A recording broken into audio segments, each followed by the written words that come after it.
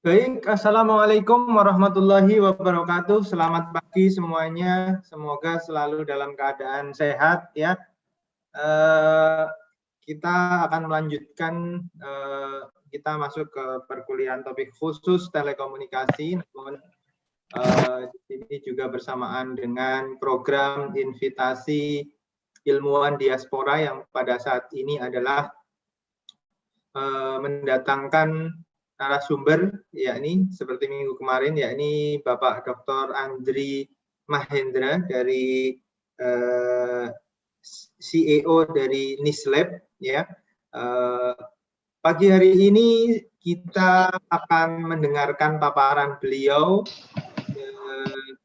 yang berjudul komersialisasi dan monetisasi hasil riset best practice, karena beliau berhasil memonetisasi hasil riset, jadi tidak hanya berupa paper saja, tetapi bagaimana bisa bermanfaat dalam hal ini bisa mendatangkan keuntungan.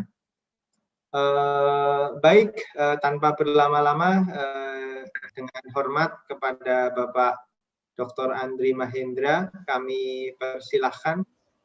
Pak. Terima kasih Pak Jib. Bisa jelas ya suara saya? Jelas Pak. Oke. Assalamualaikum warahmatullahi wabarakatuh. Selamat pagi semuanya. Terima kasih waktunya. Selamat ketemu kembali di sesi yang kedua dari minggu kemarin, sebenarnya lanjutan dari minggu kemarin. Saya coba langsung share screen aja ya. Iya, baik Pak. Oke, gimana slide-nya bisa kelihatan ya? Sudah oke. Slide-nya bisa kelihatan Pak?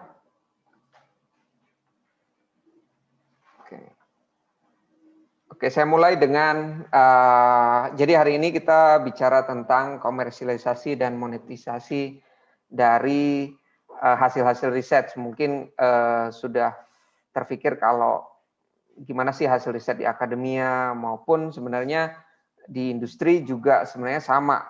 Orang melakukan riset di industri juga pengen hasil risetnya bisa dijual langsung ke customer. Jadi mungkin di sini nanti saya bakal fokus ke yang akademik. Sebenarnya saya ada pengalaman juga di industri. Kebetulan waktu di Korea Selatan hampir 6 tahun juga bekerja di R&D Center. Jadi sebenarnya research di R&D-nya untuk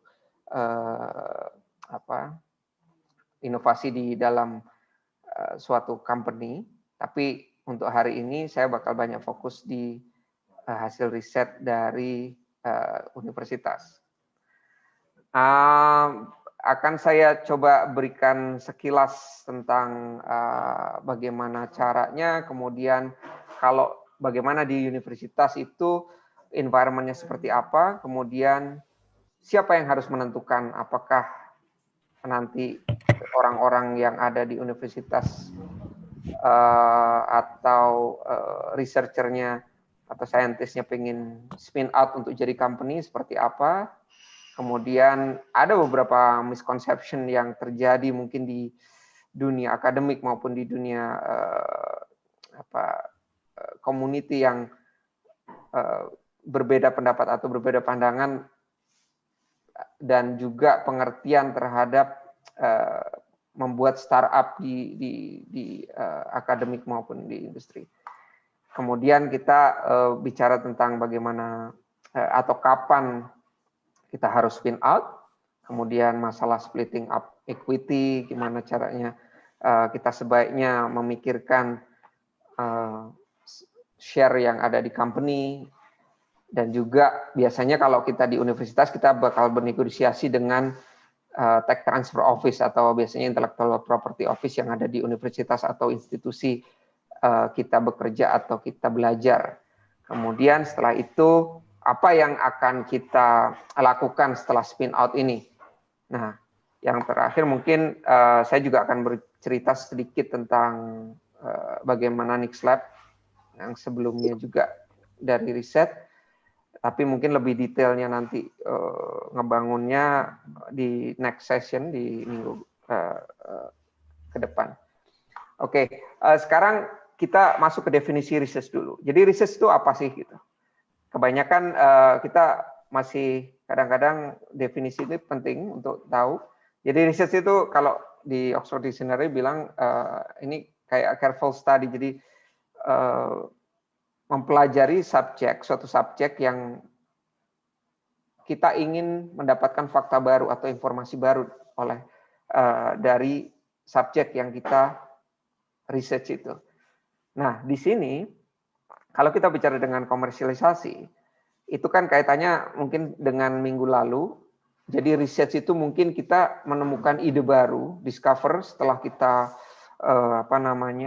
mempelajari suatu bidang, misalkan baterai atau apa, kita nemuin sesuatu yang baru. Oh, baterai ini kalau ketemu material baru yang saya tambahin ini jadi lebih lama bekerjanya atau ngecasnya lebih cepat gitu. Nah, kita tahu itu ide baru. Nah, untuk jadi inovasi kan minggu kemarin kita udah tahu kita harus komersialisasi itu. Nah, komersialisasi ini di sini lebih ke dalam aksi atau eksekusi di mana untuk menggunakan ide ini dan menjualnya ke pasar untuk dapat profit. Itu definisinya. Kemudian kita lanjut. Nah, ini kalau di universitas biasanya kita dealing dengan atau berinteraksi dengan banyak orang. Artinya di universitas kita tahu ada profesor, kemudian ada postdoc, ada juga student atau mahasiswa yang ikut dalam bagian riset ini, entah mahasiswa S1 atau S2. Nah, biasanya kita kalau dalam satu grup research, ada kalau di UI atau di manapun di universitas itu biasanya punya grup research kan. Nah, ini gabungan biasanya antara profesor, postdoc, dan student. Mereka biasanya goalnya ingin jadi paper atau jurnal. Nah, gimana sih kalau paper ini, ide ini yang udah kita research, kita beneran pelajari subjeknya, kemudian kita punya ide bagus, ini kenapa kita sudah punya hasil eksperimen yang bagus bahwa hasil riset kita bisa sebagai contoh meningkatkan daya kerja baterai atau meningkatkan output dari suatu proses gitu. Nah, siapa sih yang harus spin out di sini? Profesor kah, postdoc kah, student kah? Nah, pertanyaan ini sering sekali terngiang, maksudnya kalau ada di inkubator, gimana nih kita gabung sama satu grup, kita spin out idenya. Nah, ini yang harus biasanya kalau yang terjadi adalah kebanyakan yang spin out itu kalau nggak postdoc atau studentnya, biasanya profesor tetap dijadikan sebagai scientific founder. Nanti saya akan cerita lebih lanjut. Tapi ada beberapa miskonsepsi yang terjadi, yaitu kalau kita mau memulai suatu perusahaan atau company dari spin off, biasanya kita sering bicara, wah udah tetap aja di jalur akademik atau jadi researcher atau scientist sebagai postdoc atau apa, tapi sambil building company. Itu kemungkinan besar sukses itu kecil karena bikin perusahaan itu tidak mudah pertama. Kedua, butuh fokus. Nah, kebanyakan kalau kita stay di akademik itu bakal banyak mungkin ngurus administrasi, ngurus banyak hal yang jadi kita tidak fokus sama company-nya. Padahal di early days kita harus bisa istilahnya fokus apa sih yang kita lakukan untuk company gitu. Nah, biasanya kalau sebaiknya sih kalau untuk membuat company tidak berbarengan dengan berkarir di akademik, kecuali nanti saya akan jelaskan apa yang sebaiknya dilakukan. Kedua, miskonsepsinya adalah biasanya kalau pas jadi mahasiswa berbarengan sama study. Nah, ini yang kadang ada trade-off-nya. Jadi kadang nilai kuliah bisa jelek nanti kalau terbagi fokusnya. memang ada beberapa yang bisa sukses tapi kadang-kadang bisa drop out juga. Itu yang sebenarnya tidak tidak bagus sebenarnya, tidak selalu sukses rate-nya jadi tinggi. Yang harus dilakukan kalau jadi mahasiswa sebaiknya memang leverage status sebagai mahasiswanya untuk banyak belajar pada saat di uni dan menggunakan uni resource. Dan sebaiknya kalau mau full time tunggu sampai lulus, istilahnya sampai udahlah kalau TA tuh udah sidang lah gitu. Itu baru ngejust fokus itu sambil nunggu wisuda dan seterusnya, itu akan make sense gitu. Nah, yang kedua, misconception-nya adalah kadang-kadang kalau di company profesor atau postdoc punya ide, wah saya udah bikin inovasi nih. Ini inovasi bisa dijual ke perusahaan-perusahaan. Tapi kenyataannya kalau kita mau run company atau ngedrive, ibaratnya company kan sebenarnya kayak mobil. Mobil itu CEO-nya yang ngedrive mobil itu arahnya mau kemana. Nah, misconception-nya adalah, oh si profesor atau postdoc-nya udah kita hire CEO aja untuk ngejalanin company, kita bikin inovasinya aja dulu. Nah, ini sebenarnya tidak tepat ya. Maksudnya karena kebanyakan saintis itu percaya kalau atau researcher percaya udah di akademi aja nggak apa-apa karena kita tinggal pakai atau hire CEO. Masalahnya nyari CEO, grade CEO itu sangat jarang atau langka yang mau sama kita. Kalaupun ada, CEO yang ada belum tentu mau ke akademi karena pasti banyak tawaran ke CEO yang bagus untuk ngejalanin company. Itu yang jadi misconception. Kemudian sebaiknya yang the best CEO itu sebenarnya yang melakukan original research-nya. Jadi kalau misalkan dia lagi research apa, misalkan bikin IoT platform atau apa yang idenya sangat bagus untuk menyelesaikan masalah di masyarakat atau di luar, itu sebaiknya si orang yang beneran punya original idea atau melakukan riset inilah yang adalah orang yang tepat untuk jadi CEO, karena apapun yang terjadi pada early stage ini banyak sekali yang harus dipelajari dan harus dilakukan. Nah, untuk yang misconception ketiga, kita kadang berpikir juga di lingkungan akademik, oh kita udah senang di lab, bereksperimen, wah ini bakal publish di paper mana, konferensi mana gitu kan. Tapi kita kadang-kadang udah, kita mendingan cari orang bisnis saja gitu. Kita masukin ke founding team. Ini juga kadang jadi miskonsepsi, artinya tidak begitu tepat untuk melakukan hal ini. Karena pada saat kita start di uni, biasanya kita butuh tim bisnis itu sangat kecil. Apalagi kalau tahun-tahun 1, 2 gitu ya. Tahun pertama, kedua itu bisnis itu sangat kecil untuk bisnis experience yang diperoleh oleh orang yang ingin kita rekrut di founding team sangat kecil. Jadi yang banyak malah kita harus keluar dari building atau dari gedung untuk bicara ke potensial customer. Itu salah satunya. Kemudian kalau kita misalkan ngerekrut orang lah, oh saya pengen ngerekrut karena saya orang saintis, saya biasa di lab, saya nggak bisa jualan nih. Udah rekrut aja orang yang punya MBA atau punya pengalaman sales gitu ya ke founding team kita. Memang kadang ada baiknya, cuman kalau di early stage apalagi dari university yang spin off, kalau kita hire orang seperti ini biasanya mereka berpikir sangat cepat. Oh, saya maunya 2 bulan udah ini ya, udah siap ya prototipenya atau udah ready ke pasar ya gitu. Jadi bayangan si researcher, waduh kalau kita yang mempelajari benar ini bikin bisa 6 bulan nih gitu. Jadi ada clash di situ gitu. Padahal harus ada sinkronisasi di situ. Itu yang terjadi. Ini misconception ketiga. Kemudian yang keempat, biasanya kalau kita di di universitas berpikir entah postdoc, entah mahasiswanya, wah ngelihat orang fundraising kayaknya kalau punya ide kita harus cari investor dulu, dapetin duitnya dulu. Terus habis gitu kita keluar dari university gitu. misalkan kerja sebagai postdoc atau researcher di university atau scientist. Udah kita raise money dengan profile kita sebagai researcher di uni, kemudian kalau udah dapat funding kita pergi gitu.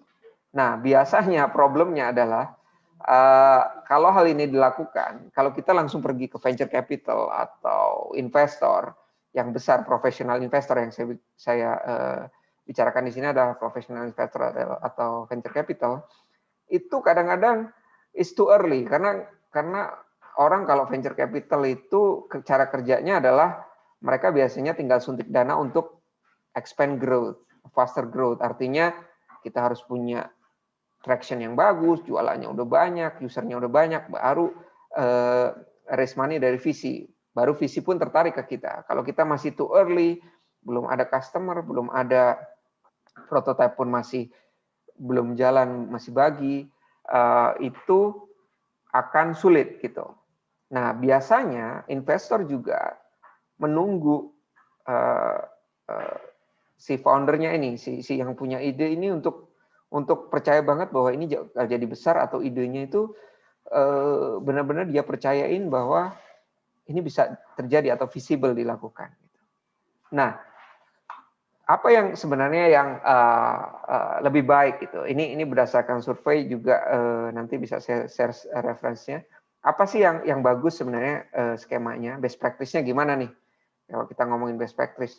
Nah, dari banyak sekian spin out dari university, kebanyakan yang paling bagus itu 2 atau ya 3 orang dari lab membentuk perusahaan. Gitu. Spin out dari hasil risetnya ini, wah kita udah tahu nih, kita udah secara saintifik kita bisa buktikan kalau si alat yang kita buat lebih efisien dari yang sudah ada gitu, atau bisa lebih komersial, lebih rendah price-nya atau harganya.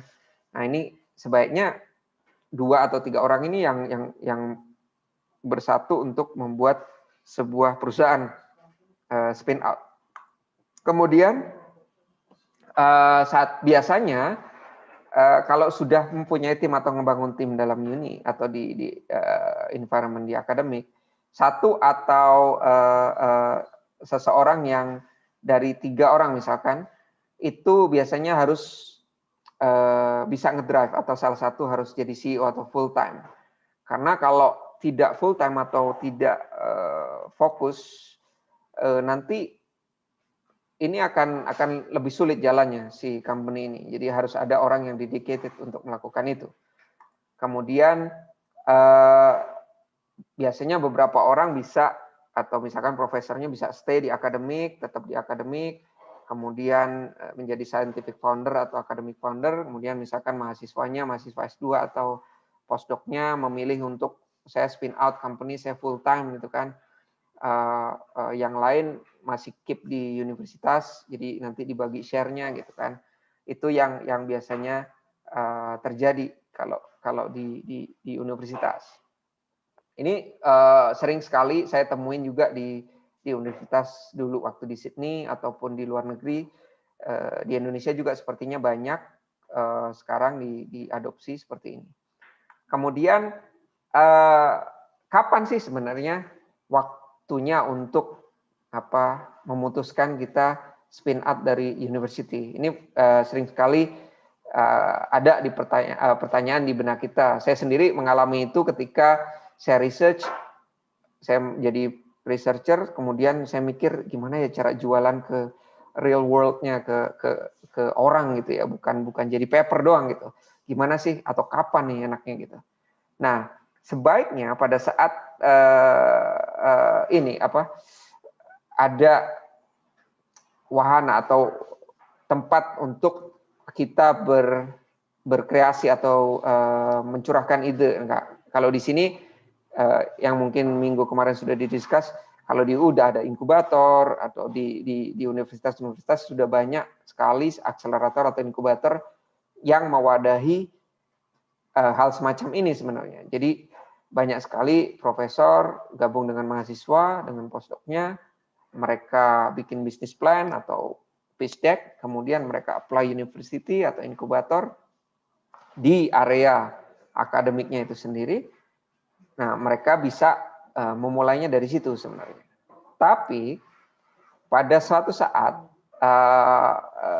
nanti ada kalanya kita harus memutuskan untuk yang sebelumnya dijelaskan, satu orang dedicated untuk jadi CEO full time, yang lain ada mungkin yang full time juga. Nah, ini yang harus dipikirkan juga, karena timing ini juga penting untuk membuat company growth-nya lebih cepat, kemudian tidak hanya lebih cepat dan lebih fokus dengan apa yang company mau capai gitu, ingin capai. Nah, kemudian hal ini biasanya itu juga dikarenakan kalau di university, terus terang saya pernah kerja juga sebagai postdoc di university, itu bakal slow you down, artinya memperlambat kerja kita di startup. Jadi kalau kita start di universitas, kalau kita masih harus nulis paper, eksperimen,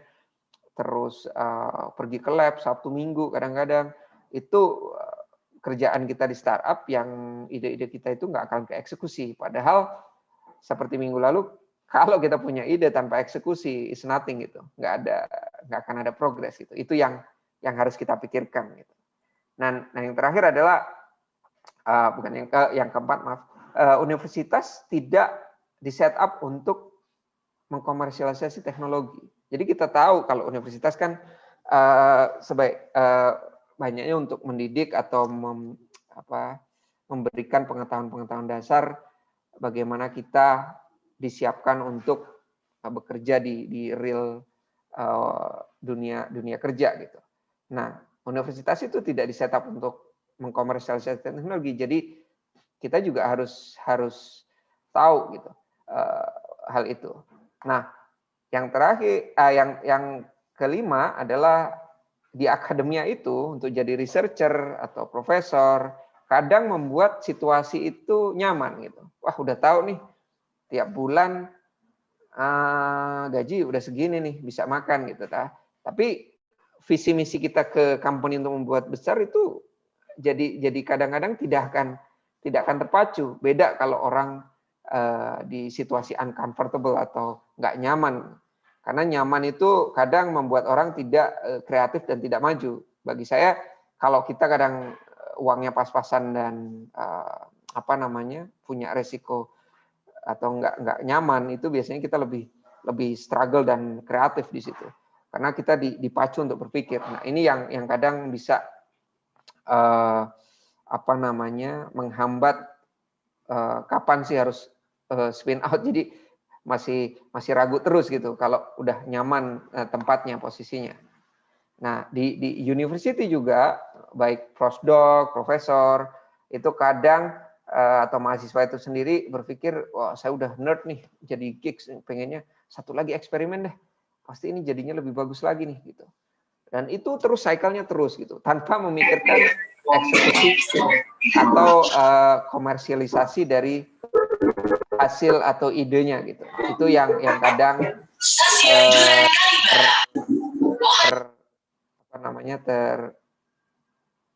terdistrak atau terganggu. Nah, selanjutnya adalah bagaimana membagi share-nya di company. Nah, biasanya kalau kita bicara share, artinya equity itu dari profesor, mahasiswa atau postdoc, kita kalau ngebangun company harus di setup dari awal. Ini siapa nih yang mau kerja full time?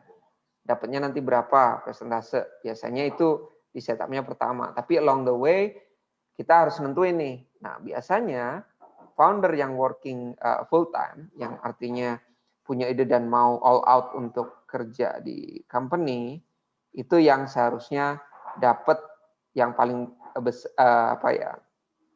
equal lah, sama besar dengan yang founder yang lain. Misalkan 2 founder gitu kan, misalnya 50-50.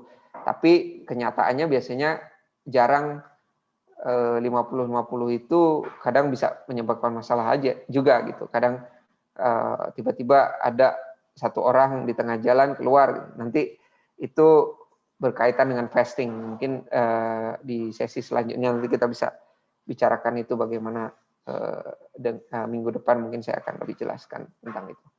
Nah, kemudian biasanya founder yang udah keluar dari akademi, misalkan postdoc-nya decide saya mau keluar bikin company aja deh, profesor tetap saya ajak, jadi kita bagi aja nih equity-nya, share-nya. Nah, biasanya founder yang keluar ini meskipun dia ya kalau di seniority, kalau di apa namanya di luar kan pasti, atau di dalam akademia senior lebih penting, postdoc sama profesor, jelas profesor yang punya pengalaman lebih. Tapi kenyataannya sebaiknya sih yang founder yang keluar dan punya yang all out ini yang seharusnya lebih dapat banyak atau lebih banyak dari yang stay di akademia. Itu prinsipnya. Karena banyak ketidaknyamanan yang akan dilakukan atau didapatkan oleh si founder yang keluar dari job akademia ini. Karena dia harus lebih struggle di luar. Nah, kemudian academic co-founder ini biasanya rata-rata nggak lebih atau punya saham kurang dari 10%. Ini biasanya rule of thumb-nya, karena kan yang stay di akademia masih bisa dapat uang bulanan, sedangkan yang keluar kadang dia harus struggle mungkin makan mie goreng atau tiap hari kayak ramen profit lah ibaratnya. Kalau yang academic founder ya karena dia disandingkan dengan kenyamanan yang ada di universitas, typically nggak akan lebih dari 10%. Itu rule of thumb-nya. Kemudian di sini juga equity ini sebenarnya bukan alokasi ini ya apa namanya share atau jumlah saham yang dialokasikan ketika kita udah kerjain nih idenya. Pas mau di spin out company, kita sebenarnya ngalokasikan equity ini untuk future reward. Artinya kalau si orang ini masih kerja di company terus dan kontribusi, ya dia dapat share-nya gitu. Bukan setelah atau pas dia kerja sebelum-sebelumnya gitu. Karena kan sebelum spin out kan sebenarnya belum apa-apa, baru idea doang gitu kan. Kalau ide saja itu belum jadi apa-apa gitu. Kalau ada orang bicara ide is nothing tanpa eksekusi gitu. Nah, eksekusi ini yang seharusnya jadi apa namanya pengertian sebuah equity. Equity ini kan to anticipate future reward. Makanya banyak company-company yang menawarkan equity setelah 1 tahun bekerja, 2 tahun kerja, sampai 5 tahun bekerja. Itu karena mereka pengen mengantisipasi dan memberikan reward dengan kontribusi yang sudah dia lakukan untuk beberapa tahun ke depannya. Kemudian ini yang sebelumnya saya bicarakan bahwa kadang orang yang pergi dari university itu misalkan mahasiswanya itu lebih junior daripada si postdoc-nya atau seorang profesornya. Nah, ini tetap saja kalau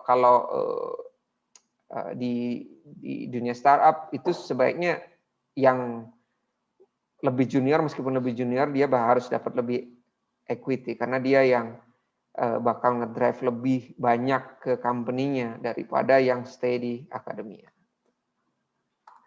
Kemudian bagaimana kita negosiasi dengan tax transfer office? Biasanya kalau di universitas itu ada namanya komersialisasi dan intellectual property department misalkan. Jadi setiap universitas, saya yakin di UI juga ada. Ini kita biasanya dealing sama mereka karena kan kita pakai researchers uni dan juga profesor juga dibayar oleh uni. Mereka biasanya assign their IP ke universitas kalau dia menciptakan sesuatu. Nah, pada saat situasi seperti ini apa sih yang kita harus lakukan gitu? Nah, biasanya kita negosiasi dengan IP office-nya. Oh, itu hasil riset yang udah selama berapa tahun gitu kan. Ini enaknya gimana nih? Universitas dikasih equity misalkan share. Kalau di kayak universitas kayak Stanford, MIT mereka udah punya policy itu udah jelas biasanya. Mereka kasih kalau ada universitas atau profesor yang spin out, mereka masih tetap stay di uni, mereka bisa bikin company di dalam uni, biasanya share dari company itu 5% dikasih ke universitas gitu. Jadi resources masih bisa dipakai gitu. Nah, ada juga yang kita nego ini udah spin out nih, ide ini. Dulu risetnya di universitas, kemudian saya spin out. Oke, bilang ke universitasnya, boleh nggak saya komersialisasikan, saya minta izin. Saya kasih deh 5% royalti setiap saya jual produknya gitu. Itu salah satu caranya negosiasi dengan tax transfer office. Kemudian biasanya juga ada milestone payment, misalkan ada investasi besar masuk, kemudian kita biasanya kasih ke university ya sedikit atau beberapa persen dari jumlah uang yang kita dapatkan pada saat fundraising. Tapi ini biasanya sangat kecil sekali persentasenya, nggak tidak terlalu besar yang kita lakukan.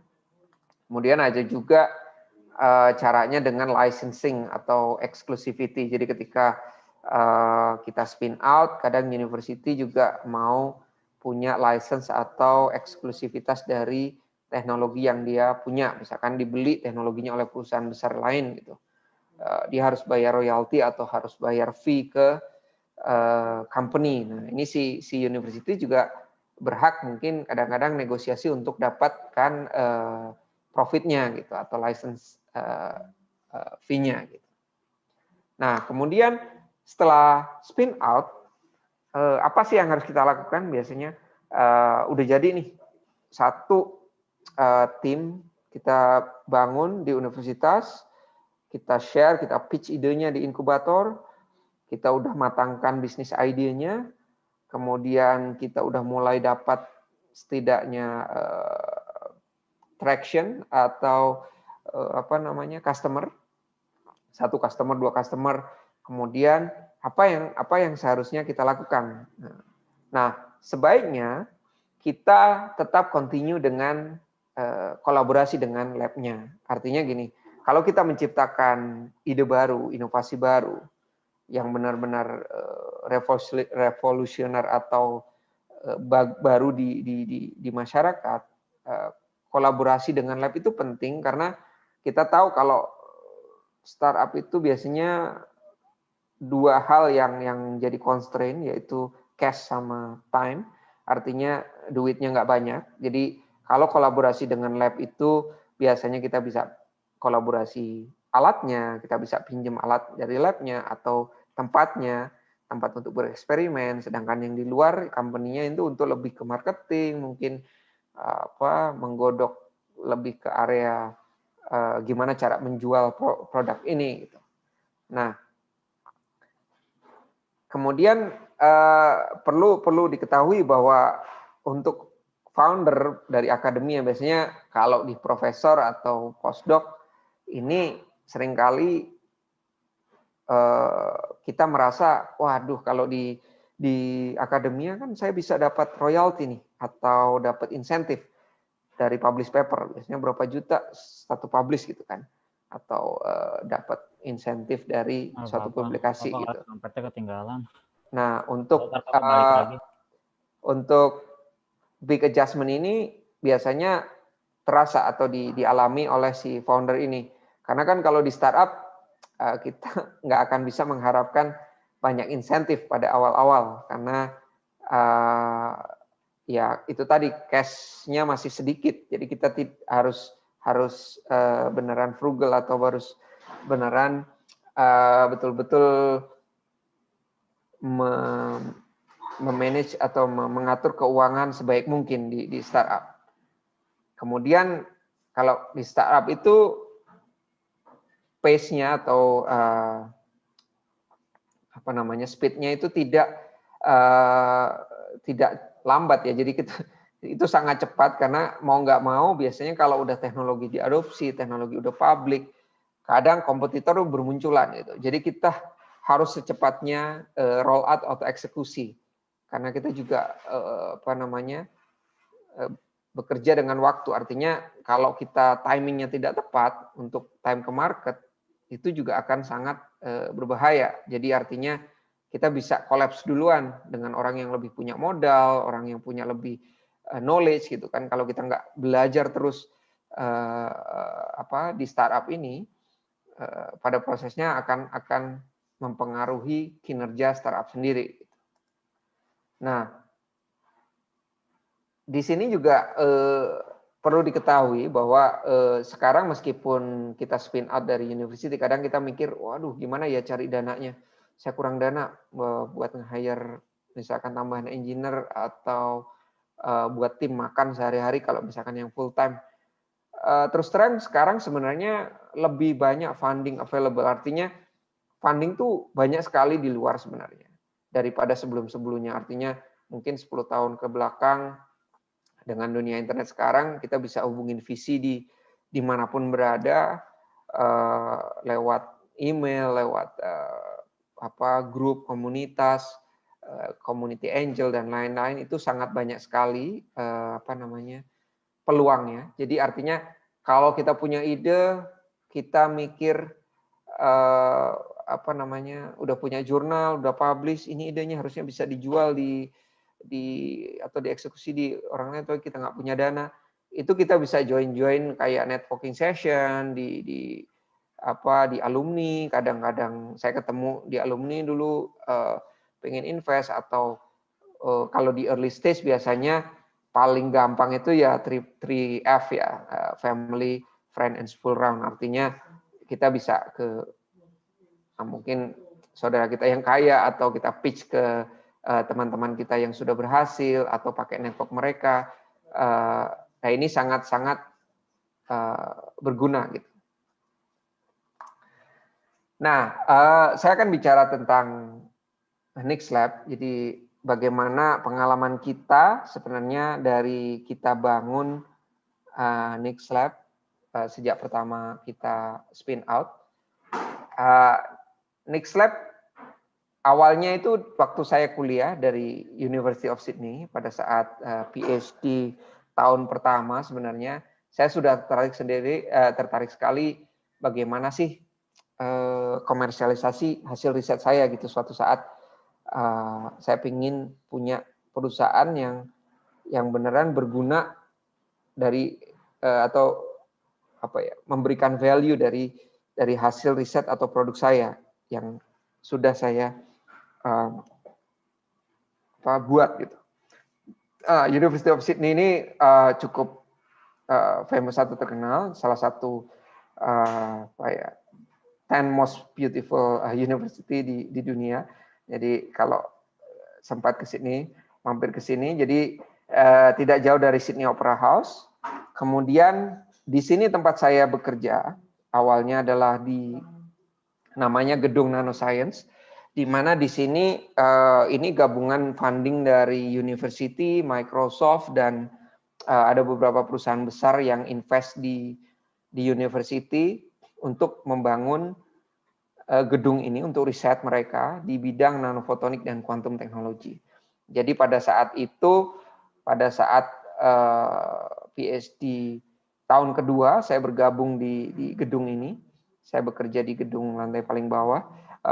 Ini dengan menghabiskan dana $125 juta pada saat itu untuk membangun suatu research lab yang sophisticated. Artinya peralatan-peralatan yang kita pakai harganya sangat-sangat mahal dan sangat berguna untuk future discovery, biasanya untuk research yang sangat-sangat revolusioner.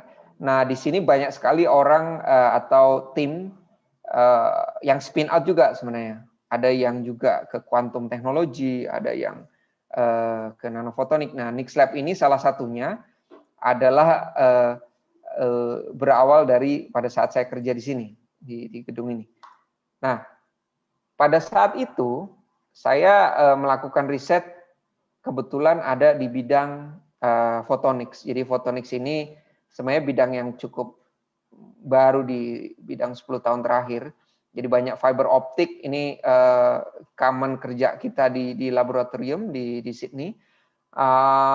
Ini di lab telekomunikasi sebenarnya yang untuk terabit per second. Jadi kalau di sana kita bisa eksperimen sampai terabit per second dengan menggunakan banyak fiber optik.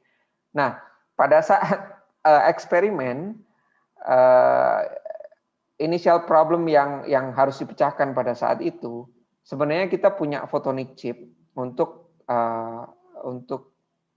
apa namanya secure communication, buat membuat link network lewat fiber optik dengan kuantum. Nah, chip itu tidak bisa dijalankan tanpa power source. Nah, power supply yang ada di gambar ini mungkin bisa dilihat ada sekitar 10 lebih power supply. Nah, itu untuk kontrol satu chip. Nah, kita terpikir pada saat itu, gimana sih power supply yang ada ini kan besar-besar gitu kan. Nah, kita berpikir gimana caranya kita sebenarnya nggak butuh daya besar pada saat itu untuk kontrol chip itu. Nah, kita berpikir buat sirkuit untuk mengefisiensi kontrol itu gitu. Nah, biasanya kan kalau besar-besar gini terus kabel kemana-mana itu sulit sekali untuk mengontrol device-nya karena tidak terintegrasi. Kemudian ini juga bisa dibilang sangat-sangat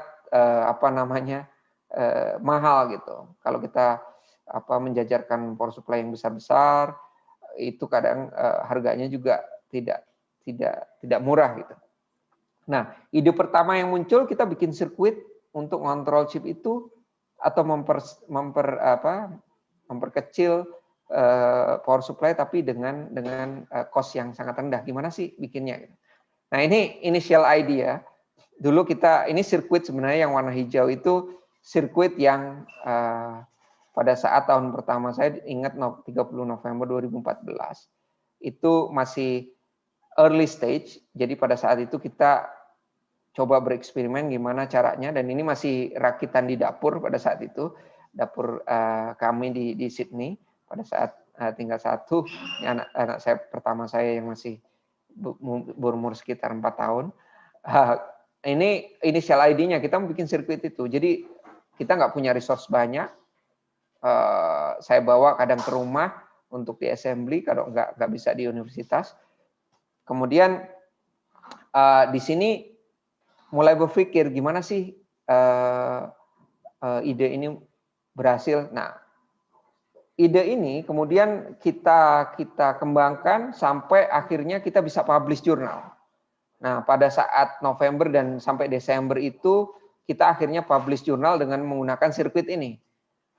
Alhamdulillah, jadi pada saat itu sirkuit yang kita buat berhasil untuk kontrol photonic chip. Kita bisa buktikan kalau itu berhasil dengan eksperimen di kuantum pun berhasil. Nah, setelah itu saya berpikir, oh gimana caranya kita spin out gitu. Nah, ini pada saat itu saya pergi ke inkubator, ada Incubate namanya di University of Sydney. Saya pitch sirkuit ini ke teman dan juga ke inkubator, akhirnya kita berhasil masuk ke inkubator tersebut. Nah, di sana kita belajar banyak, kita eksekusi banyak ide, kita lebih ke arah komersialisasi, banyak kontak potensial customer, gimana sih alat ini bisa dipakai apa aja sebenarnya selain di laboratorium. Itu langkah pertama.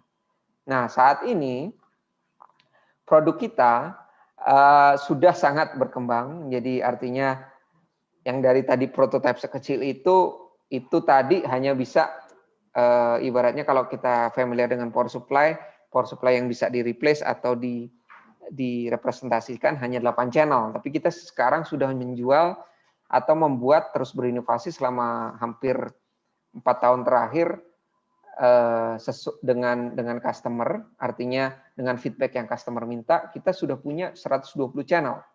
Dan ini sudah dibeli sudah dipakai juga oleh Oxford University di UK dan juga di Amerika. Ada startup satu Luminous yang bergerak di machine learning dan kuantum menggunakan alat kita, salah satu startup Bill Gates yang invest ke situ. Nah, ini adalah salah satu produk yang kita jual ke real world-nya gitu, ke dunia nyatanya. Kita tidak jual hardware aja, kita juga jual software license-nya, artinya Nick Flap sekarang mengembangkan software untuk ngontrol hardware. Hardware kita hampir fix dengan spesifikasi yang customer minta. Tapi ternyata customer banyak sekali, kita dapat feedback dari early customer yang ingin punya software yang sangat fleksibel. Jadi kita kembangkan software ini dengan banyak feature, kemudian kita jual, artinya kita charge customer kalau mereka mau feature-nya begini ya kita charge, kita minta dia bayar untuk mengembangkan feature-feature yang ada. Kemudian kita juga ada integrasi service, artinya kalau customer minta custom, kita juga sediakan waktu beberapa customer atau spesifikasi yang mereka mau, kita biasanya ekstrak speknya yang tidak jauh dari produk yang kita udah punya. Jadi artinya kita nggak bikin dari scratch. Jadi si integration service ini biasanya hardware yang sudah ada, kita modifikasi sesuai dengan speknya. Gitu. Misalkan sekarang kita udah punya 8 channel atau 120 channel. Oh, outputnya cuma bisa power per channel 1 watt gitu. Ada customer minta bisa nggak sampai 20 watt? Oh bisa gitu. Kita bisa ganti satu sirkuit untuk memenuhi kebutuhan itu. Itu salah satu service yang kita juga berikan ke customer. Jadi kita udah berkembang dari hardware, kemudian softwarenya kita bundle juga dengan license, dan kita tahun depan rencananya juga subscription modelnya kita ganti dengan lebih murah supaya attract customer lebih banyak. Nah, kemana sih produk-produk kita sejak dari lab itu? Sejak dari laboratorium, kita sudah ship hampir ke 10 negara di dunia, terutama Jepang dan US yang paling banyak, dan banyak sekali prominent customer di sini, termasuk MIT Lincoln Lab. Ini adalah labnya sebenarnya pemerintah DoD atau Department of Defense-nya US, kemudian ada US Army juga, Oxford University, Nokia Bell Labs, dan banyak sekali. Kebetulan yang paling banyak adalah dari Jepang. Kita juga penetrasi ke Cina juga banyak. Jadi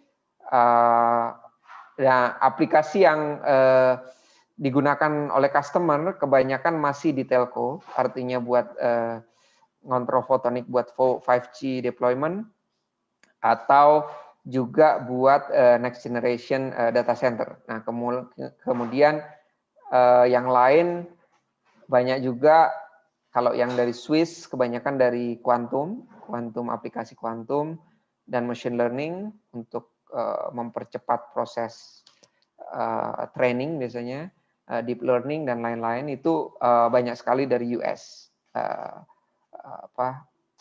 produk kita yang dipakai. Nah, ada beberapa referensi yang bagus sebenarnya, ada dua, satu step by step guide for building a great company, ini dari Steve Blank yang minggu lalu juga saya sharing. Ini buku lebih banyak sekali memberikan kayak systematic steps lah buat kita atau buat orang yang punya ide di dalam ruang lingkup akademia atau even cuman garasi atau workshop gitu ya. Kita pengen sesuatu untuk bisa komersil. Ini bagus sekali buat step by step apa yang harus dilakukan. Misalkan dia harus keluar dari gedung, bicara dulu sama potensial customer dan lain. Kemudian ngebangun tim, scale up-nya gimana. Kemudian perlu kita expand kemana gitu ya. Kalau yang kedua adalah ini dari Y Combinator, salah satu best accelerator di dunia yang juga sebenarnya membahas ini. Saya banyak juga ngambil referensi dari mereka, selain dari pengalaman kita sendiri, bagaimana kita atau pengalaman mereka menginkubasi banyak sekali ide-ide dari university atau dari ide-ide dari garasi sekalipun untuk dijadikan startup gitu. Nah, untuk saat ini kita beroperasi sebenarnya ada di 3 negara, di Australia sebagai main base-nya, di Bandung kita ada di Indonesia, di USA kita baru-baru saja establish di sana, sudah jadi juga company-nya. Nah, ini mungkin nanti minggu depan saya akan berbicara gimana cara kita establish dan step by step-nya expand kalau di luar negeri benefitnya seperti apa. Mungkin itu untuk hari ini, Pak. Terima kasih. Baik, Semoga. Baik, terima kasih Pak Andri. Luar biasa sekali. Baik, kita masuk ke sesi pertanyaan. Silahkan adik-adik mahasiswa, kalau ada pertanyaan, dituliskan di chat box, ya.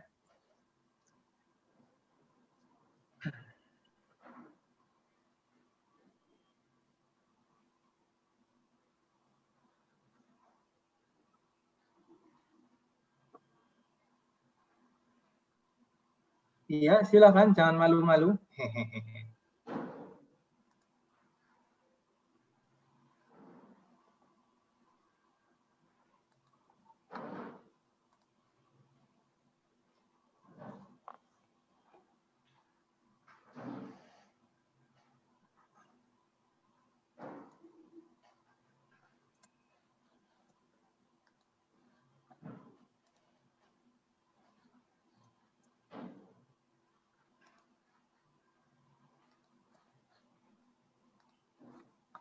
Izin Pak Andri, saya ngirim email untuk sekedar absensi saja. Oh boleh, siap. Di WA. Okay, mungkin sambil menunggu pertanyaan dari mahasiswa. Oh ini ada pertanyaan nih. Ya. Izin Pak bertanya, adakah kegagalan yang pernah Pak Andri alami selama di NISLab ini dan bagaimana Pak Andri overcome masalah tersebut? Ini. Siap. Bagus. Pertanyaan bagus. Ya pastinya. Kalau startup itu identik dengan failure ya. Tapi failure itu bagi kita sih learning ya. Artinya kalau dibilang pengalaman. Jadi kita punya deadline waktu itu untuk deliver suatu produk. Yang produk itu masih banyak bugnya. Dan itu udah di order, udah dibayar. Kita bikin sirkuit yang totally fail. Artinya kita waktu itu gagalnya kita ngandelin sourcing dari luar. Pada saat itu kita assembly kita serahkan sama dari luar negeri gitu kan. Kita cuma terima jadi kita ngoding gitu. Nah, itu kendalanya adalah kita jadi ke customer juga waktunya lebih dari deadline itu kenyataannya. Tapi akhirnya kita bisa selesaikan dengan cara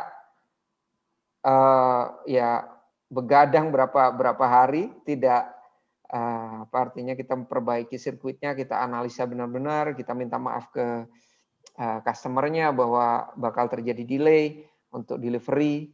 Tapi kita yakinkan ke mereka supaya bahwa produk yang kita buat ini berjalan gitu, bisa di ini. Dan akhirnya kita bounce back setelah berapa lama kita udah deliver, berapa bulan kemudian kita ada chance untuk visit ke mereka, akhirnya mereka malah beli lagi.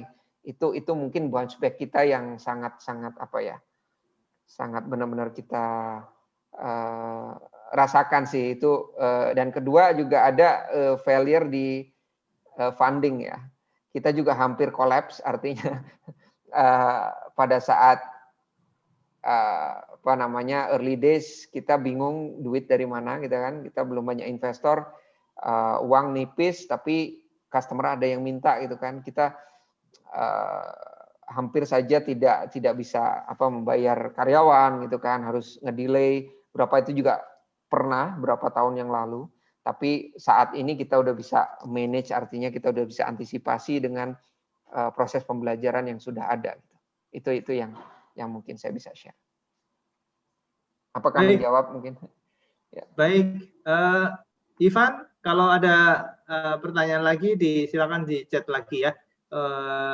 Kemudian, sudah katanya Ivan, terima kasih sharingnya. Kemudian Hamdi, apa akibatnya jika equity founder tidak sesuai rules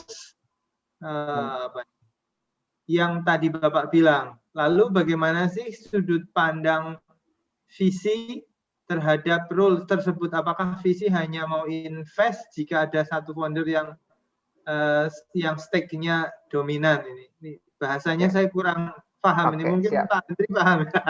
Siap. Jadi ya ini yang saya bilang sebenarnya tadi masalah vesting ya. Jadi vesting itu adalah alokasi equity tapi berdasarkan waktu. Jadi dia kayak ada cliff itu kayak misalkan gini. Contohnya kalau misalkan saya punya 2 founder, saya dan siapa gitu ya, Mr. X. Nah, pada saat kita buat company, biasanya kita udah ada rule-nya dari awal. Jadi misalkan rule-nya oke 50%, 50%. Tapi itu dalam jangka 4 tahun kita berdua. Jadi artinya dapat share-nya tuh baru 4 tahun full gitu. Kalau baru setahun kita bagi 4. Jadi 50 bagi 4 gitu kan 12,5. Jadi kalau dia tahun tetap stay di company, dia bakal 11,5% dia dapat. Kalau dia continue 2 tahun ke tahun kedua dia dapat 25% gitu. Nah, kalau tidak sesuai rule biasanya ya balik lagi ke company share itu. Nanti misalkan kalau nge-hire lagi bisa dialokasikan sama founder yang baru atau co-founder yang baru gitu. Nah, sudut pandang visi terhadap rules tersebut, kalau visi sih mandangnya biasanya gini. Kalau role-nya itu biasanya yang paling penting itu 2, CEO atau CTO. Ini CEO-nya kalau bisa bikin produk atau jadi product manager itu nggak masalah. Biasanya pengennya itu yang dominan. Kalau visi ngelihatnya presentasinya harus besar gitu. Karena kan company nggak bisa jalan tanpa 2 sosok ini biasanya gitu. Sosok yang buat produk dan bisa roll out produk luar gitu. Kemudian pertanyaan ketiga, apakah visi hanya mau invest jika ada satu founder yang stake-nya dominan? Oh, bisa saja. Banyak sekali kan mungkin sering lihat kayak di movie kayak Facebook sendiri kan yang dominan juga Mark Zuckerberg. Mereka mau invest dengan founder yang ada. Kemudian ada juga beberapa list di YC itu yang saya tahu mereka banyak sekali invest di visi-visi single founder juga gitu.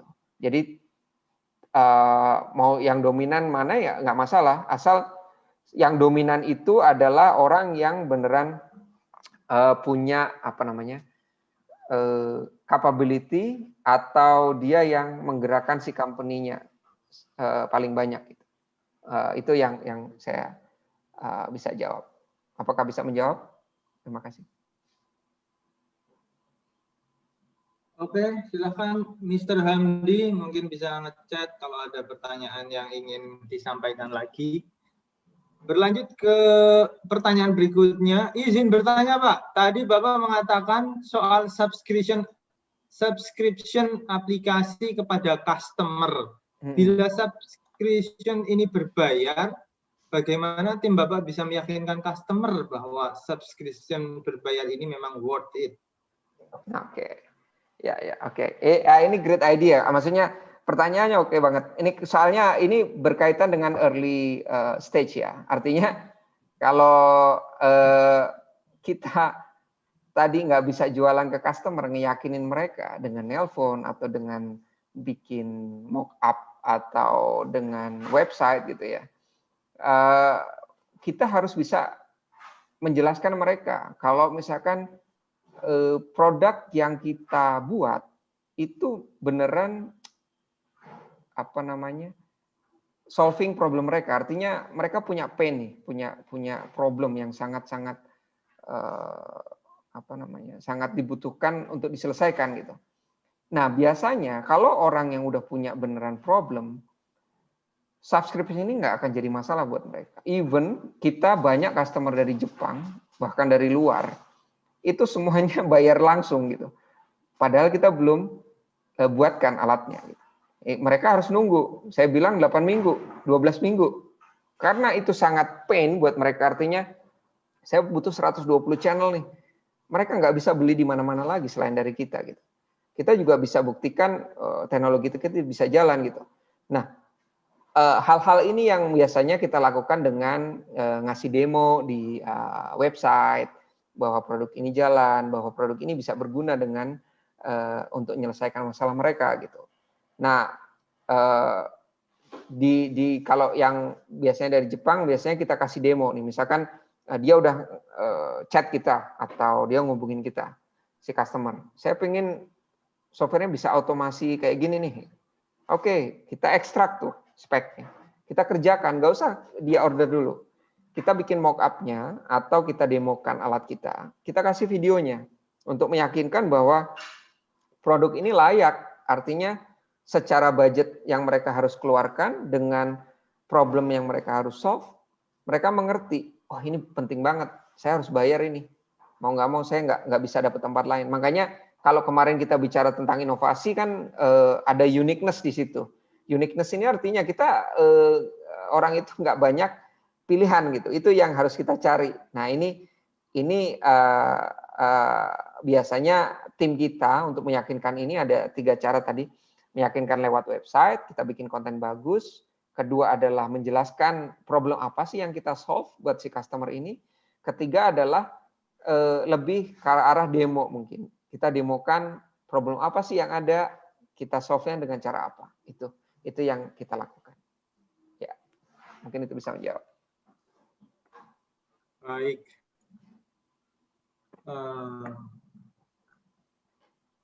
Gimana nih kita? Oh, oke. Baik. Oke. Ini masih agak lama ya, Pak. Mungkin 40 menit ke depan. Ini mungkin saya ingin memberi tugas nih kepada apa namanya, kan kemarin sudah membentuk kelompok ya, Pak? Ya. Nah, terkait bagaimana mengenerate sebuah ide, ya sebenarnya tidak hanya riset sih, tapi intinya bagaimana ide itu bisa apa namanya membuat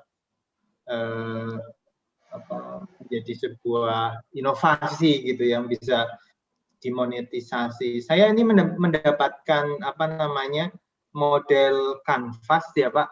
Ya. Kalau Pak Andri berkenan bisa menjelaskan nggak ke mahasiswa? Boleh. Okay. Saya share dari sini ya Pak. Boleh. Oke, silakan. Ya, izin. Ya. Ini. Ya, mudah-mudahan bisa. Oke, ya. Oke. Ya. Oke. Siap. Iya, silakan Pak. Oke, jadi nah mungkin ini saya lanjutkan dengan apa ya? Mungkin case kita ya, case Nix Lab ya. Artinya mungkin lebih enak ngomongnya. Nanti kita bisa cari example yang lain. Jadi kalau di sini kita bisa lihat ada beberapa kolom atau kotak di sini yang sebenarnya semua ide yang ingin dikomersialisasi itu bisa cuman mereferensi ke sini gitu. Artinya kalau kita membuat suatu inovasi kemudian membuat company itu cycle-nya ya ini sebenarnya. Artinya kita mulai dari beberapa kotak. Misalkan yang pertama value proposition. Jadi value proposition yang di tengah itu biasanya apa sih yang kita tawarkan ke customer? Apa ada yang lebih baik nggak? Misalkan gini, ada misalkan skuter yang dijual sekarang, skuter untuk jalan-jalan ke kampus atau untuk harian, untuk olahraga. Ada nggak baterainya yang bisa lebih dari 12 jam kita pakai terus-terusan gitu ibaratnya. Nah, value proposition ini sangat penting karena kita harus tahu apa sih pain-nya dari customer. Jadi misalkan customer pengennya lebih panjang ininya apa waktunya gitu. Kalau di kasus kita, kalau tadi itu power supply, value proposition-nya apa gitu. Nah itu yang apa namanya, yang jadi value-nya. Misalkan kita yaitu kalau di value proposition nggak cuman artinya berapa lama si skuter ini bisa bertahan untuk bisa digunakan, tapi mungkin price-nya gimana? Apakah pricing-nya lebih bagus dari atau lebih murah dari yang ada di pasaran gitu. Ini adalah contoh value proposition yang kita tawarkan di customer atau potential customer atau di pasar gitu. Nah, kemudian key partner di sini ada key partner biasanya related sama supply chain, di mana kalau kita bikin company kita nggak mungkin bikin baterai sendiri, oke? Jadi kita juga butuh supplier baterai, gitu kan? Atau pabrik baterai yang mau support kita. Kemudian kita juga butuh bannya nih. Mungkin ketika kita membuat pabrik skuter, kita timnya hanya bisa desain electronically atau desain si mekaniknya gitu. Tapi untuk fabrikasi dan lain-lain dengan budget yang ada, kita nggak mungkin bikin sendiri. Oke, makanya kita punya key partner yang paling kiri, kotak paling kiri itu kita mungkin dealing sama supplier. Siapa nih suppliernya gitu? Kita harus cari suppliernya, supplier partnya terutama, supplier buat bannya, supplier buat steering wheelnya atau baterainya, itu yang harus kita rangkul ibaratnya. Kita harus tahu nih. Jadi pas kita jual ke customer, kita tunjukin prototipe atau mock-up-nya, ini nih skuternya bentuknya kayak gini. Nanti kalau sudah dirangkai bentuk prototipe itu bakal begini speknya gitu. Nah ini kan kita harus siapkan itu. Kalau tiba-tiba ada customer mau ngasih order, ya kita harus eksekusi itu. Artinya kita harus deliver. Gitu. Nah kemudian ada juga key activities sebelah kanannya. Jadi aktivitas apa yang harus kita lakukan? Nah ini aktivitas lebih ke arah kayak ada marketingnya atau kita salesnya, activity-nya apa nih? Bikin prototipenya, prototyping misalkan. Kita awal-awal pasti butuh sesuatu untuk didemonstrasikan ke customer-nya. Nah ini yang biasanya takes time atau butuh waktu untuk melakukan ini. Nah, bagian dari yang lain adalah key resources. Nah, key resources ini nggak cuman kadang-kadang finansial. Misalkan kalau kita membuat prototipe, ya kita harus cari dananya nih. Gimana caranya? Entah dari grant, kalau dari akademik, saya dapat grant, berarti finansial kita butuh nih keuangannya. Key resource-nya finansial. Kemudian timnya siapa aja. Nah, ini salah satu key resources. Artinya kita butuh engineer dong. Kita butuh seseorang yang bisa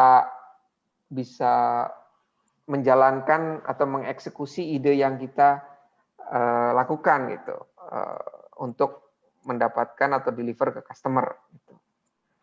Terus customer relationship. Nah di sini lebih ke arah bagaimana kita dapat feedback sih sebenarnya dari customer itu. Jadi kalau misalkan kita udah pitch ke customer atau ke potential user, kita pengen terus punya relation dengan mereka. Artinya feedback yang kita dapatkan dari customer itu bakal sangat berguna dan kita harus terus berkomunikasi dengan mereka untuk dapat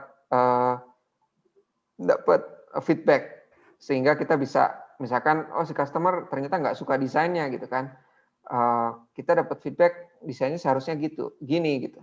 Nah ini terkait dengan sebenarnya minggu lalu yang kenapa user itu lead innovation, karena kadang-kadang user itu malah tahu persis apa yang mereka mau gitu, desainnya itu harusnya gini Pak gitu kan. Kalau kita orang dari lab atau dari ini, saya nggak suka konektornya misalkan. Kalau skuter sebagai contoh, desain skuternya seharusnya lebih tinggi Pak, karena ini rata-rata yang pakai bukan hanya anak kecil misalkan atau orang dewasa. Jadi lebih ke arah feedback relationship. Jadi artinya extract feedback itu penting dari customer. Kita harus bagus relationnya dengan banyak calon penggunanya gitu. Nah, yang di kanan untuk customer segment biasanya kita dealing dengan segmen itu kayak target audience kita. Siapa sih target audience yang kita mau jual gitu? Kayak misalkan kita jual skuter ini pakai anak muda nih biasanya. umur sekian sampai sekian gitu. Nah, customer segmentnya berarti apa? Pemuda umur misalkan umur 15 sampai 25 gitu. Oh, mereka suka pakai skuter untuk jalan, untuk membantu mereka kerja atau just hanging out dengan teman-teman di kampus atau di sekolah. Itu biasanya segmennya yang mana gitu. Kita harus profiling mereka. Jadi artinya kita harus tahu profil customer-nya, mereka sukanya apa sih, tiap hari ngapain sih gitu. Nah, profiling ini penting karena ketika kita nggak tahu si customer-nya punya duitnya berapa, budgetnya anak-anak misalkan yang anak muda untuk buat skuter berapa, itu kita akan sulit ngejualnya. Tapi ketika kita udah tahu, kita udah bisa profiling, kita targetnya mahasiswa aja deh, awal-awal atau anak SMA gitu kan, yang mungkin budget dari orang tuanya besar atau cukup untuk mereka beli skuter atau kebutuhannya ada. Nah, channel, kalau yang kotak selanjutnya adalah channel.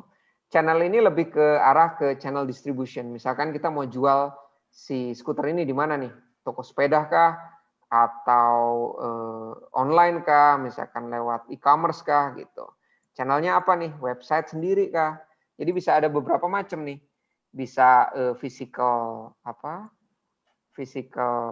distribution kayak di toko-toko, kita taruh di toko-toko, terus kita juga bisa ada di online e-commerce, orang bisa pesan lewat website misalkan.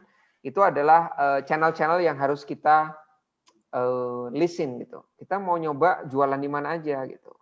Oke, kita bisa jual di misalkan di website, kita taruh udah ada klik buat buy-nya gitu online, kita udah tinggal bisa order, nanti shipping. Nah, ini biasanya yang harus dites. Nah, yang yang di bawahnya adalah cost structure. Cost structure ini lebih ke arah kita harus mikirin duit profitnya berapa. Jadi kayak COGS, cost of goods sold, artinya berapa sih COGS-nya? COGS itu biaya material yang harus ada gitu. Jadi kita ngitung dulu nih materialnya, COGS-nya berapa, kita bakal dapat untung berapa nih gitu kan. Di sini kita harus tahu cost structure-nya gimana, mau dapat profit berapa persen. Kita bisa hitung kan profitnya kalau sudah ada hitungan materialnya butuh berapa misalkan. Kemudian kita nilai jualnya bakal berapa. Itu yang harus ditentukan gitu.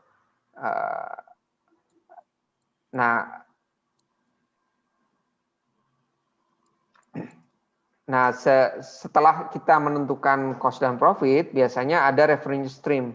Nah, revenue stream itu yang tadi, kalau di Nixlab ada 3, yaitu kita jual hardware-nya. Oke, kalau ini skuter ya jual skuternya. Oke, mungkin yang kedua revenue stream-nya kita juga jualan baterainya gitu. Misalkan baterai cadangan kita jual juga gitu. Atau ya kalau di skuter kan udah jelas kita jualan skuternya. Kita jualan plug skuternya misalkan 10 juta untuk skuter yang kita jual gitu kan. Revenue stream-nya juga dari jualan hardware-nya, jualan skuternya. Kemudian kita juga jualan mungkin baterai cadangannya gitu kan. Revenue-nya kita jual juga di website, aksesorisnya gitu. Misalkan aksesoris skuter kita jual juga safety-nya, misalkan jual helmnya, jual sarung tangannya dan lain-lain. Itu bisa jadi revenue stream, artinya produk-produk yang bisa dijual lagi untuk mendukung produk yang kita buat gitu. Itu juga jadi suatu contoh untuk mengekstrak atau membuat profit sebenarnya. Nah, dari semua ini ada sekitar 7, 8, 9 kotak ini sebenarnya ini yang harus dieksekusi oleh si pembuat idea. Ini juga kalau di inkubator kita juga pasti dealing dengan ini. Jadi waktu saya di Sydney di inkubasi, waktu itu kita juga harus ngelisin ini. Artinya kita kalau sebagai CEO atau sebagai orang yang punya ide harus bisa ekstrak idenya itu ke planning eksekusi. Nah, kalau dulu, kalau di MBA, kalau orang ngambil MBA, Master Business Administration, biasanya dia diajarin bikin bisnis plan, udah tahu plannya, habis ini bikin pabrik, terus kita jual. Ternyata ada metode yang lebih bagus, yaitu kanvas ini sebenarnya. Nggak usah bikin serumit itu. Kita tinggal taruh di sini, ya kan? Simple, kita deskripsikan semuanya di sini. Nah, kalau misalkan nanti ada perubahan, kita tinggal ngubah 1 atau 2 titik aja. Misalkan gini, kalau misalkan revenue stream atau cost structure-nya, oh saya jual 10 juta kok nggak laku ya? Kita tes lagi deh minggu depan, kita coba jualan di tempat lain dengan harga cuma 5 juta, laku nggak? Nah, itu testing itu kan sebenarnya awal dari kita test to market. Sama seperti pelajaran minggu lalu, kalau kita keluar building, kita ada pivot, artinya kita ubah bisnis modelnya. Kita murahin gimana gitu. Nah, kita lihat outputnya dari situ. Bulan itu kalau kita set KPI itu Key Performance Indicator, misalkan jualannya bulan ini kalau dijual harga 10 juta, cuma jualan 10 gitu kan. Bulan depan kita jual 5 juta, customer-nya makin banyak yang beli, misalkan bisa sampai 50, artinya kita udah mulai mempelajari pasar dan juga company running cost structure-nya gitu. Jadi mungkin subscription-nya kita ubah dari subscription suatu software misalkan. Nah, kalau di sisi ini suku cadang juga gitu. Mungkin kita kasih bonus jual 3 atau jual sepasang, kita kasih diskon gitu kan. Itu bakal ngaruh ke revenue atau ke revenue stream atau ke revenue total dari produk yang kita jual. Nah, ini juga nanti kalau kita dapat feedback dari customer, feedbacknya berupa apa, misalkan desainnya kurang bagus atau baterainya bisa diganti nggak sama yang baru gitu kan, sama yang lebih lama gitu. Nah, ini kita nanti terkoneksi sebenarnya ke tim atau resources, ke tim terutama yang melakukan R&D. Itu dapat feedback dari customer, baterainya kayaknya harus diganti dengan yang baru. Nah, si tim ini ngerespon nanti setelah selesai di upgrade, itu kita bisa langsung jual lagi gitu dengan mungkin harga yang lebih murah kalau bisa, dengan kemampuan yang lebih banyak. Jadi intinya kolom-kolom ini atau kotak-kotak ini memberikan suatu simplification buat kita untuk mengekstrak informasi tanpa harus kita mendetailkan kayak bisnis plan yang mungkin udah puluhan halaman gitu kan. Kita bisa aja kalau di tim kita taruh papan, kita tes yang ini. Karena at the end of the day, kita pada dasarnya kan kalau pengertian startup minggu kemarin, startup itu hanya temporary organization kan, yang ingin membuat atau mencapai bisnis model yang bisa sustainable. Artinya semua ini nanti kalau udah jadi, ya udah bisa ada cycle-nya gitu dan continue. Nah, kita tahu kalau company-company yang udah established, mereka tuh udah tahu kayak jualan motor nih ya, motor skuter misalkan Yamaha atau Suzuki atau lain, mereka udah tahu distribusinya kemana, lewat dealer-dealer ya kan, profitnya udah jelas, suppliernya dari bannya dari siapa, terus target customer siapa yang beli, itu kan udah jadi kan, udah jadi company, artinya udah jadi bisnis model yang udah sustainable gitu. Ya udah, jualannya emang kalau ada model baru dari customer misalkan, oh motor ini harusnya ada, skuternya ada charger HP dong gitu kan. Oh kita bikin gitu kan, inovasi di situ. Tapi dia udah tahu jalurnya, jualannya udah lewat dealer lagi gitu kan. Revenue stream-nya juga udah jelas gitu, lewat dealer-dealer juga atau suku cadang, toko-toko suku cadang, dan profit dan cost-nya mereka juga udah hitung lewat hitungan ketika mereka membuat di pabrik dan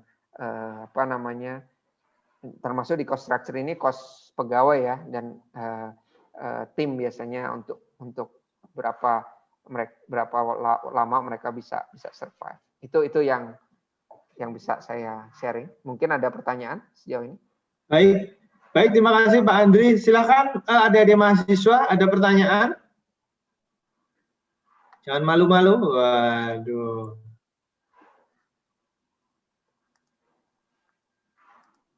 Iya. Ayo, silakan ada pertanyaan. Mungkin lagi ngetik ya, Pak Andri. Siap, siap. Oke, baik. Mungkin sambil menunggu pertanyaan. Ini saya ingin bertanya, dari banyak kolom ini yang paling sulit biasanya untuk mengawalinya itu di yang bagian mana, Pak Andri? Oke, ini biasanya yang paling sulit biasanya di value proposition ya. Artinya kita biasanya nyari pain-nya. Artinya orang kalau kita udah nemuin pain dan nggak perlu udah jadi prototyping lah. Kayak kadang-kadang mockup juga udah bisa kan. Nah ini meyakinkan si prototyping atau si mockup ini beneran nyelesain masalah atau ngasih value proposition itu biasanya yang paling sulit. Karena kan kita harus dealing dengan mungkin kayak survei atau kita bicara dengan potensial customer yang banyak. Misalkan 100 orang gitu. Belum tentu 100 orang mau beli kan. Tapi ketika kita udah punya target profiling customer-nya si mahasiswa semua gitu kan. Kita tanya 100 mahasiswa nih. Dan nanyain mereka mau nggak pre-order gitu kan.